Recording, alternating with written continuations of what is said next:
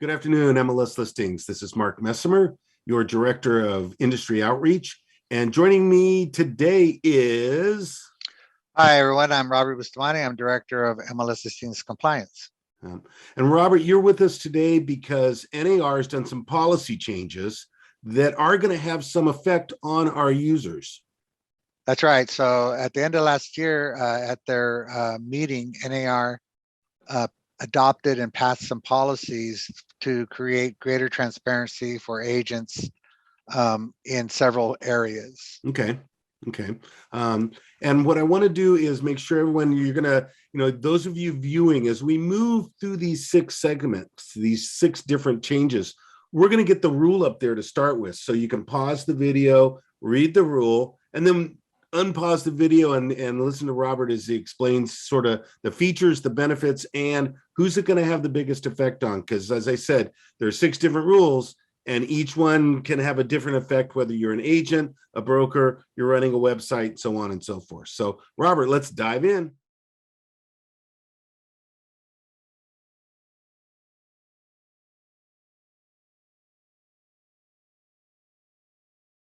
So Robert, let's start with the policy change on compensation, because that's sort of the, that's a pretty big one.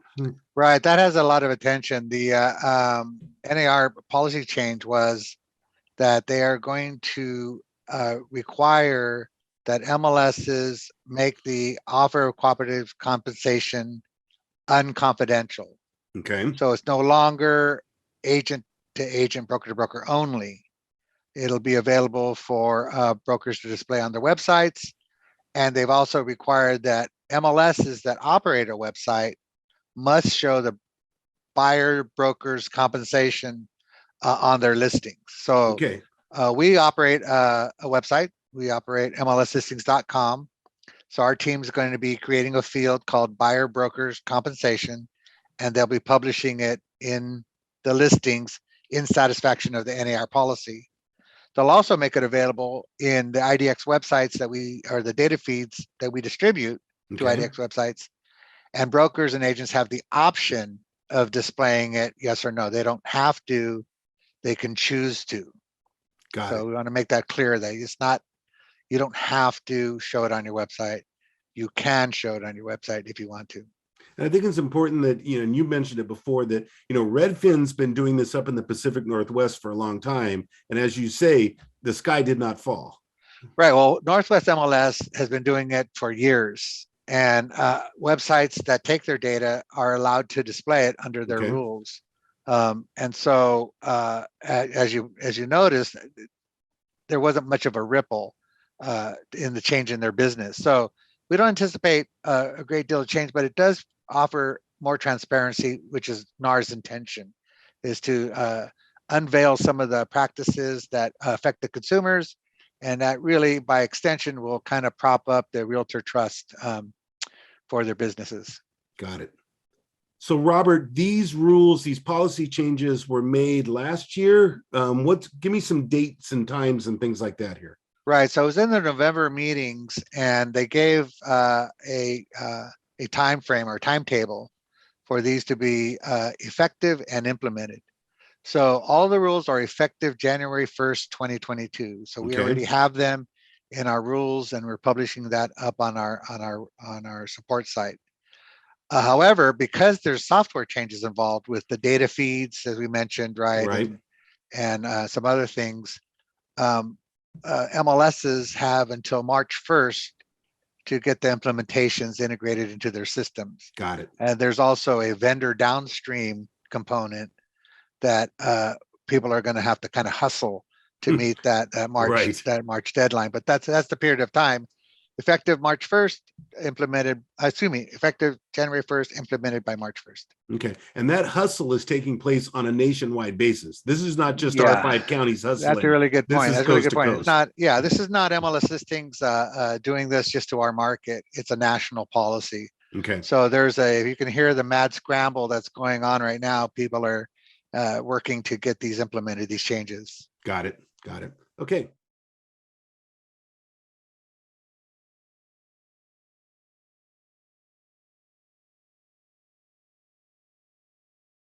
Another component of the policy changes were to create greater transparency and to aid consumers as they enter the real estate, business needs. They determined that the websites, the listing should have listing agent contact information. Or I should say Okay. broker provided contact information. And this means that a consumer that wants to know either has a complicated question, or there's a market that the host agent can't help them with, that they would have a contact to talk about a particular property and get the right information. So that's the key, is to getting the right information to the consumer.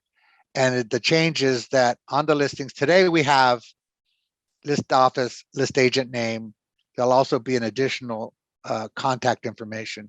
And the broker will provide that, whether it's a phone number or an email. In our system, we're going to default to listing agent phone number, Okay. but we're also developing in our broker control center, which is fairly unique to MLS listings.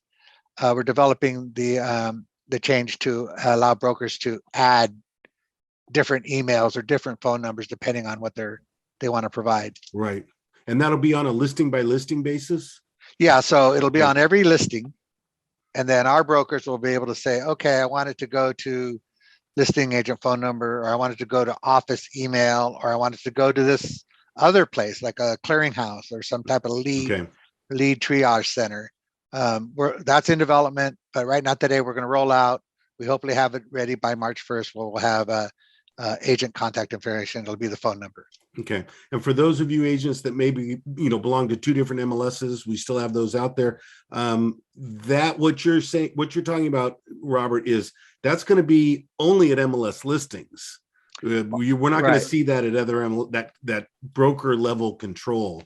Well, we can't say, I can't exactly say what they may or may not do, but I can tell you that we have a really, it's an elegant and a semi-sophisticated broker control center that we're fleshing out. And I think, don't quote me, but I think it's be part of our development as we change into the new Pro. We'll be able to introduce these elements. So it's something we're looking forward to from compliance, because it'll give brokers more flexibility. Great. That's one of those stay tuned kind of things. So, yeah. All righty. Thanks.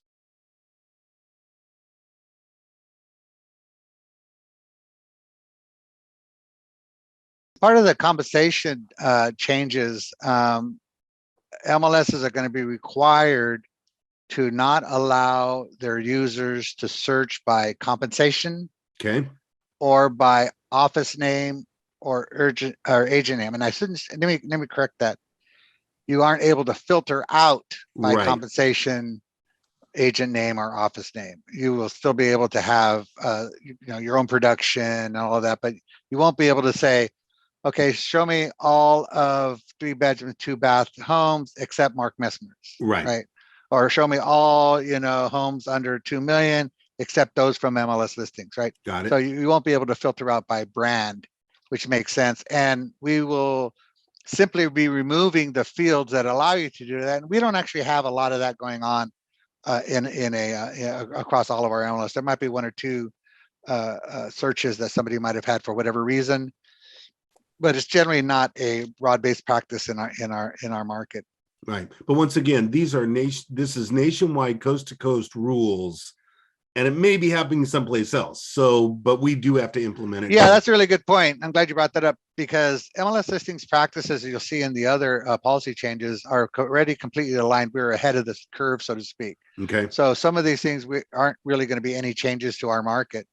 But when NAR does their policy changes, it could very well be that 80% of the MLSs are already doing that. Right. And they codify it to make sure the other 20% that weren't doing it now scoop them up and get them up. Yeah. So they want the whole banana to be very transparent. They want to be very consumer oriented, and not filtering by, we really can't think of a good reason why somebody would say, okay, you know what, show me everything 3-bedroom, 2-bath, and then start filtering by agent name. Yeah. So. But not Bob. But not Bob. Yeah, I don't want to see his. Right. Yeah. Cool. Thanks.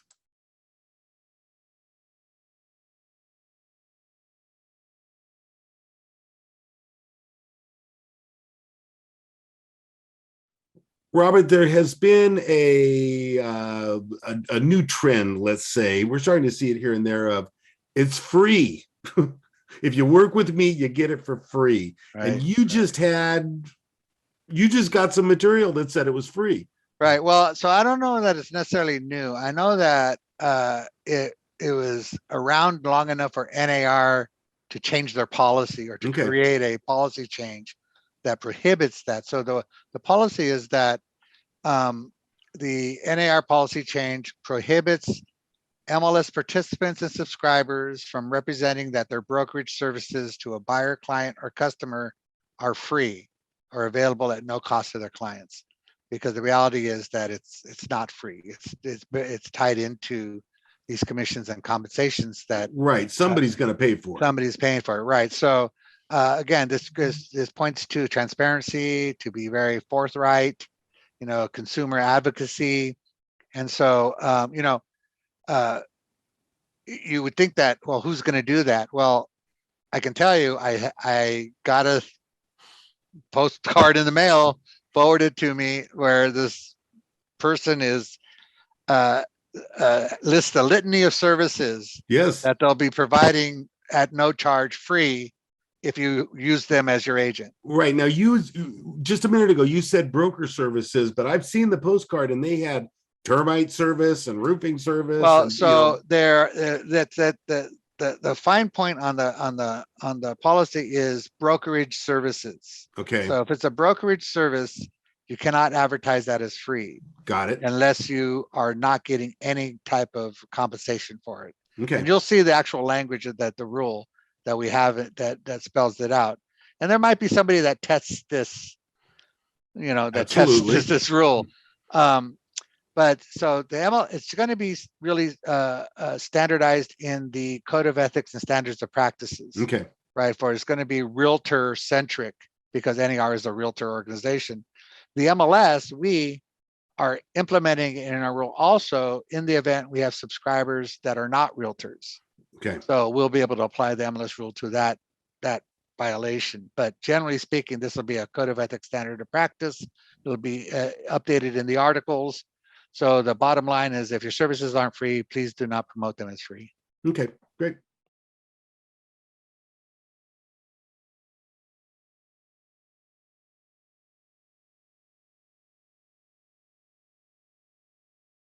Great, Robert. So let's move forward now with one data source. What is that? Right. So this is an example, as we said earlier, of how our MLS is either on top of it or slightly ahead, if not way ahead of the curve.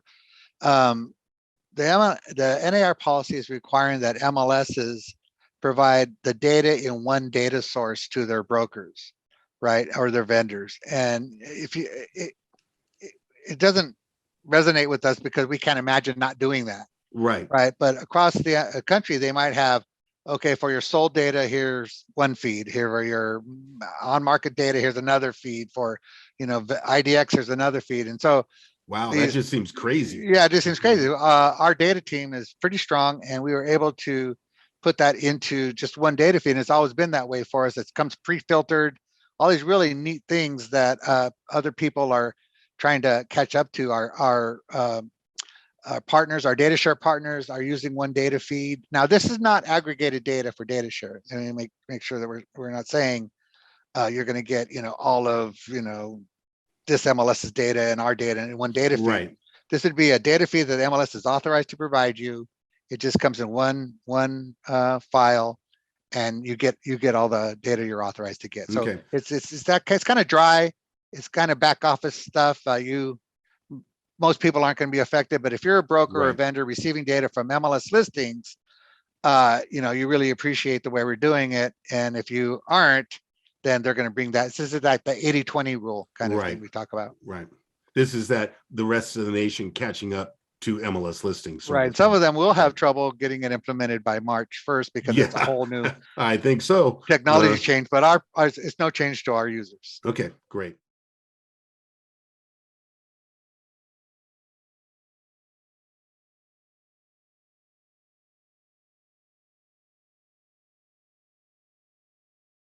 And Robert, the sixth policy change relates to broker back office. Right. Clue us in here. Yeah. So this is similar to the one data feed. Okay. So our brokers have enjoyed the ability to get a broker back office data feed for us since I've been here. And what that allows them to do is they can use our search interface. They can use all of the products and services that we provide, and it's robust.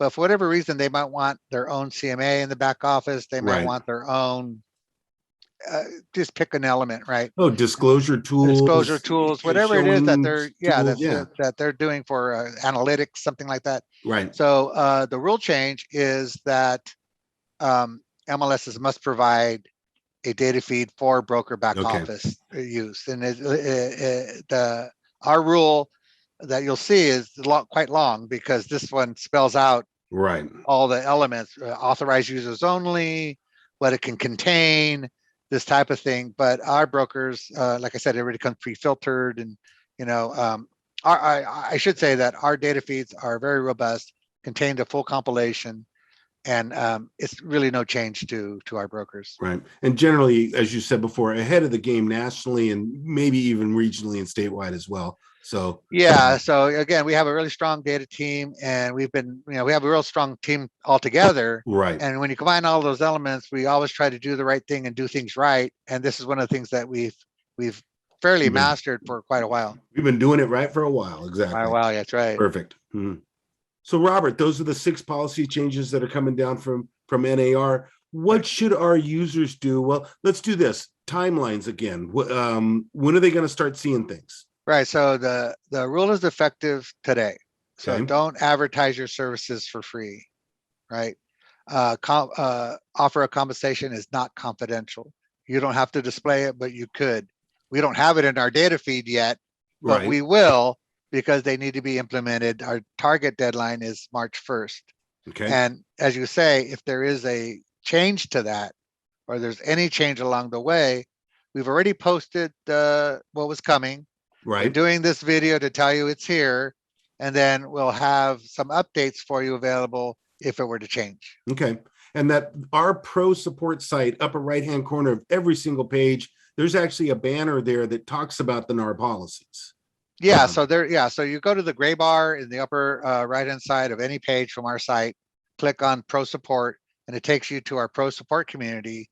And there you'll be able to click through or keyword search NAR policy, or we have a banner. And if there's changes, like for example, they were to extend the timeline for us. Right. Okay, that means, what does that mean? That means that, you might not get the data in your IDX feed until end of March, something like that. So we'll update you as it goes, and you can go there for more information. And if anything, comes out of it earth shattering, we'll either have another one of these, your team, we'll put something together, or we'll send out a piece in our communications. Okay. Maybe a constant contact email, certainly the notifications at pro.mlslistings.com right after you've logged in. Look right there in the center of the page, and there's all those MLS wide notifications that are out there. Right. Robert, if they've got individual questions, you want them to go to the compliance email, correct?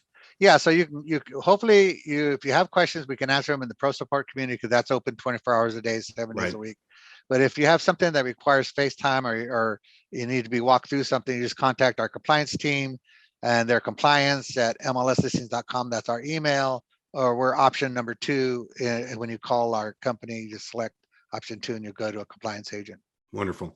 Robert, thank you very much for your time. Let's see how things get implemented here over the next 60 days or so. And like you say, may come back just for a short, review. We're always happy to help and, communicate any changes whenever possible. Great. Thanks everybody for listening. We'll see you back here in a couple months. Thank you.